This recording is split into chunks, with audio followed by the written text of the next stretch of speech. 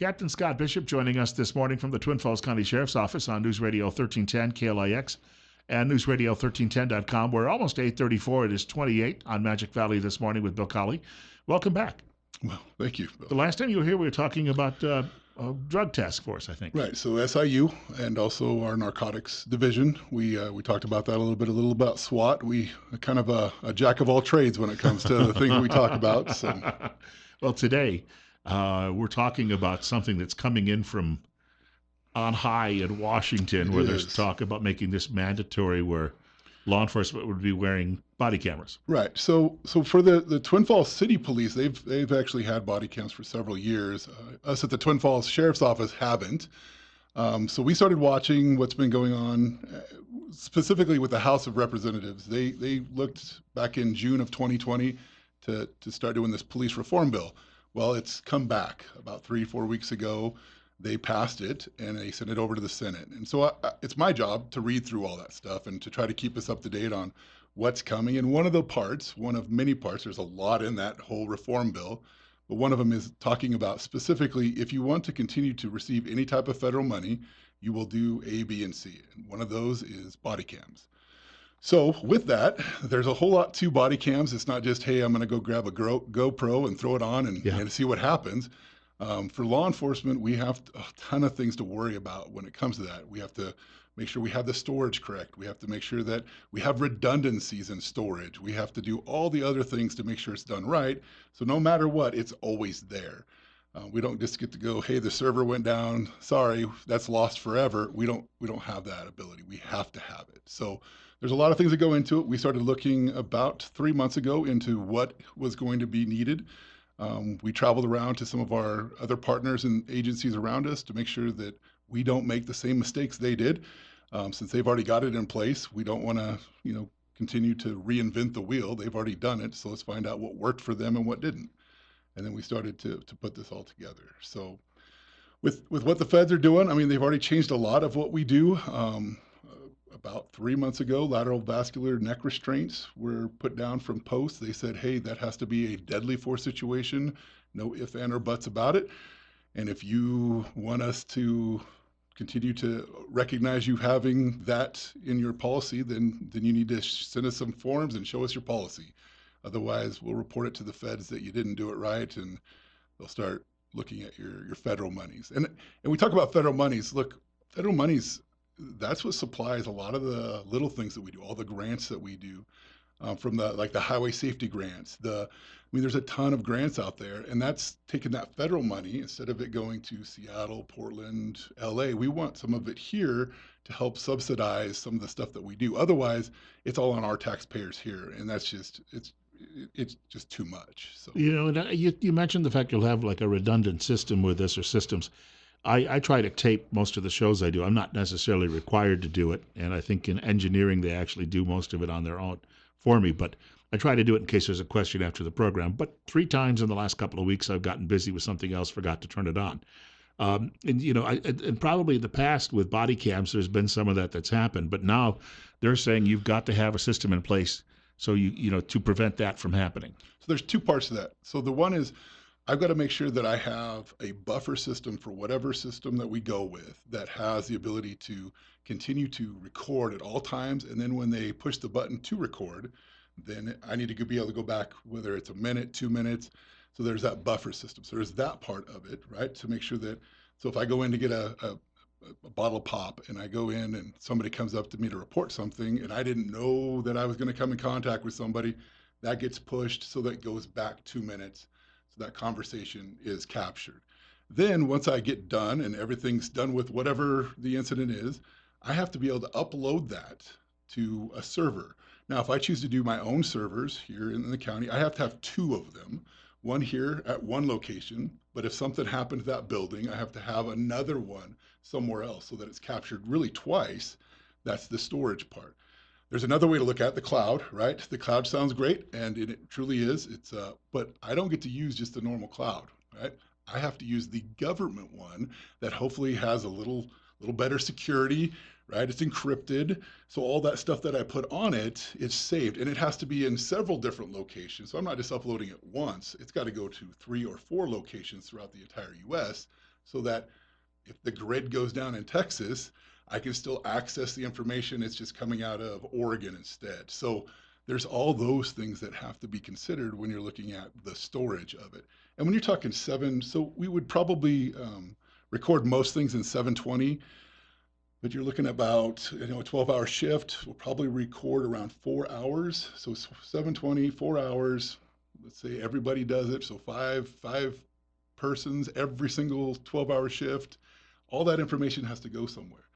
So the idea of doing it on like a Verizon and doing it wirelessly, I mean, we're talking a lot of money. That data upload is going to be huge. So Well, we'll take a break. We've got more coming up with Captain Scott Bishop. He's from the Twin Falls County Sheriff's Office, talking mandatory body cameras coming. 8:40, we're at 30 on News Radio 1310 KLIX and newsradio1310.com. Bill Colley on Magic Valley this morning. We're talking body cameras today, not for everybody, but for law enforcement, becoming mandatory from, orders from United States Congress. And our guest is Captain Scott Bishop. He is joining us from the Twin Falls County Sheriff's Office. It's 32 at 8:43 on Magic Valley this morning with Bill Colley.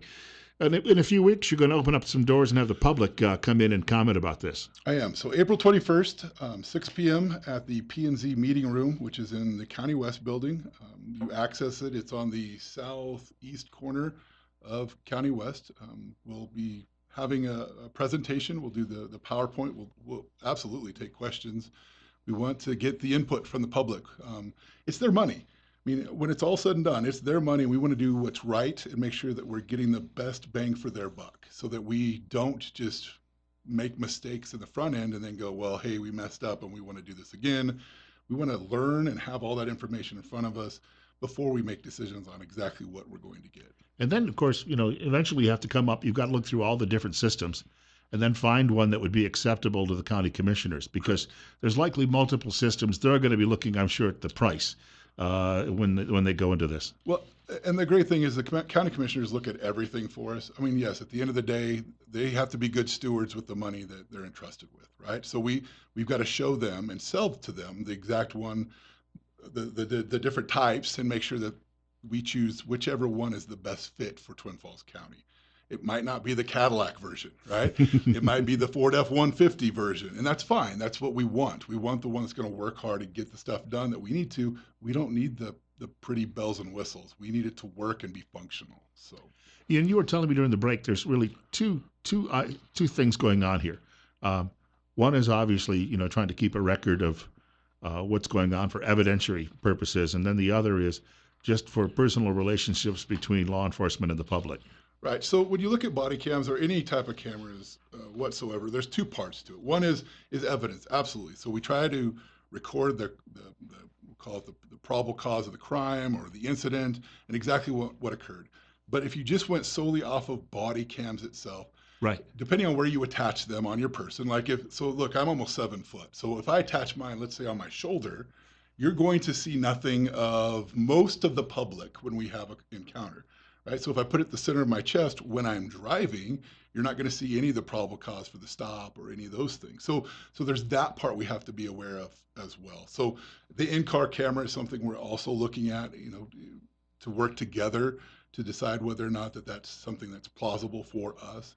But body cams themselves are, yes, evidence, but they're also about professionalism, making sure that we're holding ourselves accountable and also recording the incidents and being as transparent as possible to the public. Like, this is exactly what occurred, but also you got to remember it's in a form that you only see part of it. Because if I'm bladed away and doing all the things that I'm supposed to do, it's more of a recording of voices and maybe the atmosphere around us. Right. It won't always see the exact encounter. So there have been some interesting cases though over the last couple of years where I've read offices or departments have gotten complaints, and then it turns out you go back and you look at the video, and it turns out that the complainer, for lack of a better word, didn't have much to stand on.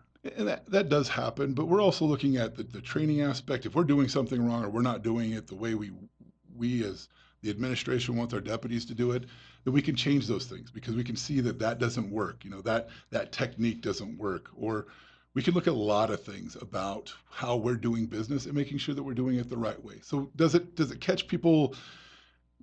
But that was their perspective at the time. I mean, that's how a lot of this is. It's our perspective at the time, and then you watch a video. Well, maybe things weren't quite the exact way I remember them, and that's good for both the public as well as law enforcement to have that tool. Things have changed so dramatically in just, I think, the lifetime that I've been around for law enforcement. Because I can remember my dad. He had on his right hip he had a 6-shot revolver, and then he carried around a flashlight that was about yay long. And I asked him one time why the big flashlight. He said it's a club. It's used for defensive purposes in some situations. And but other than that, he had a uniform, and he had no vest. They didn't have a radio, a microphone that was clipped to the vest or to the uniform. And now when you see someone in law enforcement, you watch them walk down the street. What's that? Remember the kid in the movie Christmas Story when his mother puts the big coat on him and wraps him up and he can't get his arms down? Um, but you're like a roving office. Right. At some point we got to ask ourselves, are we loading up deputies and troopers and police officers with a little bit too much? I mean, I guess some of that's just our personal opinion. Absolutely. Look, so I've had a taser I've done this since 2002, and I've only used that item once, but it's a tool in my toolbox. And that's part of the thing is all these things that we have, right? The vest, these are all our tools, right? This is to keep me safe. Um, the billy club or the old nightstick, that was a part of what we did back then. We don't usually, I mean, most of the guys don't even carry those anymore. A few of Yeah. them still do, but not everyone. So it just changes, and we can't be stuck in doing it just the same old way we've always done it because that's what we've always done. We need to make sure that we're doing it the right way, and if it changes, right, let's adapt to that. So, And again, the technology, most of it that's coming along is actually better. I mean, oh yeah. it's an improvement over where we were. Oh, absolutely, absolutely. Look, I say that kind of tongue in cheek because there's times when we are so advanced, um, but we've taken like 10 steps backwards, right? Because now we have such a quagmire to get through that it's difficult to get anything accomplished, right? So like we'll talk about communications. And our chief deputy talks about this quite often. He says, 30 years ago when he was a dispatcher, he flipped one switch. He could talk to every law enforcement that could hear in the area. And that's just a completely different beast with digital and all the things that are going on now. You've got to have certain frequencies. And so it is going, we like to think we're getting better, but we're also sometimes taking steps backwards. We also, when you mentioned the fact that you'll all be equipped with cameras, it sort of evens it with the public because everyone's walking around with a smartphone. Absolutely. And so no matter where you are, if you've got someone pulled over, you might have 5 different cameras trained on you. Absolutely. And look, we look at that like why don't we just use a smartphone on our vest, right? So I know it's hard to believe we still get in tussles from time to time. I still change a tire. I've been known to push cows as a county deputy. There's a lot of things that we do that were out this morning. The guys were out in a snowstorm up in the South Hills, finding some we'll call them overdue motorists, right? So they're out in the weather, the inclement stuff. I don't know if you've dropped a phone lately, but they crack fairly easily. Yeah. I can't have a body cam that does that. I have to have one that if it falls off in a tussle, I still need to be able to pick it up, put it back on, and it keep working. If I run it over for some reason, I need it to still work. So that's the kind of durability that we're looking for in those body cams when we're attempting to find out there right now. Yeah, and you can be out there if you're in the rain. You've got to have it waterproof, so to speak. Or what if we're on marine patrol? What if what if, I know this happens from time to time. It hasn't happened to me in a long time, but we sometimes get wet on a rescue. Sometimes we just jump in and we don't realize we still have our radio on or whatever it may be because there's someone in the water that needs our help. And then at the end of it, I need it to still function. Now, my phone didn't function after I got in the water, so I had to go buy a new one for that. But I need the body cam to still continue to work. Well, just about a week ago, there was a trooper, I think, up in the Panhandle, who had a fellow run into a pond or a lake, and he had to eventually go in and retrieve the guy.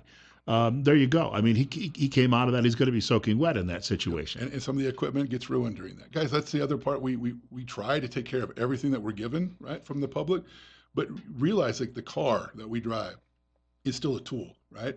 We want it to be as good as possible, but we also realize it's still a tool at the end of the day. My equipment, I've ruined a radio by jumping in the water before. I didn't mean to, but that person needed me at the time, and taking all of my gear was time that that person didn't have. So we've ruined things before, and we don't mean to, but when there's time is of the essence, we tend to jump feet first in. Well, these cameras are not, as you pointed out. You can look at several different models, but none of them are going to be, because of what they require. None of them are going to be what you would call cheap. They're not cheap. And you look, there's a couple parts to this. There's 45 cameras so if I take everyone from school resource officers to even my animal control, I mean, anyone who comes in touch with the public, I got to make sure that they have a camera on, right?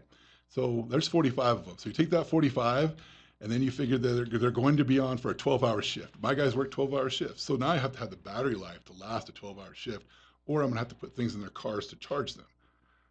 And then I have to look at, they could be out on a minimum of 2 hours of whatever calls for the day, or they could be up to the entire day. Mhm. So I got to be able to get all that information uploaded to something. So there's just a lot of parts to this. It's not going to be, I mean, we want to be fiscally responsible with it. We're not going to find hey, we're going to get the $10,000 a piece and we'll see what happens. But we want to look more at what works for us and what's durable. Back in the day when I was first doing talk radio shows, one of my fill-in guys he was chief in one of our local communities, but he'd been a broadcaster for a while, so he would work around that. He'd come in, he'd do the morning show, and then go back out and run speed most of the day. But he was telling me, he said that when they first put cameras in cars, he said that you had to have a sergeant come out after the end of every shift with a key, pull everything out, and then he said there were hours and hours of. That's the other part of this. Someone has to be there to look through all of So this. all the redaction software, right? So it only has to be easy for me, right? So I've got to be able to upload it. I got to be able to view it. I can't change it, but I have to have somebody, whether it's evidence or a records person, be able to send that information on to everybody that requests it. Now, if the public requests certain things, we do redact, like your personal information. So Right. if Bill was in an accident and they want a copy of the body cam from that incident, and I have all your personal information, and the person who you were involved in the accident with wants it, I don't include all of your information. So I have to have someone who has to go through and redact all those things and make a copy of the original and get rid of all the extra stuff. So there's personnel that we've got to look at as well. So, and the software, how easy is it? Does it face recognize? Does it do all the things that we want it to do? Or do you do it the old way of dubbing? Like I stop it here, I start it here. So there's a couple of different ways to look at it. And so that's going to be an expense as well. So there's a lot of, I won't say hidden expenses, because we're trying to make sure we don't have any of those, but there's a lot of expenses when it comes to this. It's not just, hey, go down to Best Buy, buy a camera, and then I'm good to go, and I can just upload it to any cloud. I wish it was that simple. Man, do I wish it was that simple. Well, the idea when the public comes in to talk about this is to try to break all this down for them and let them know that, number one, it's going to be mandated.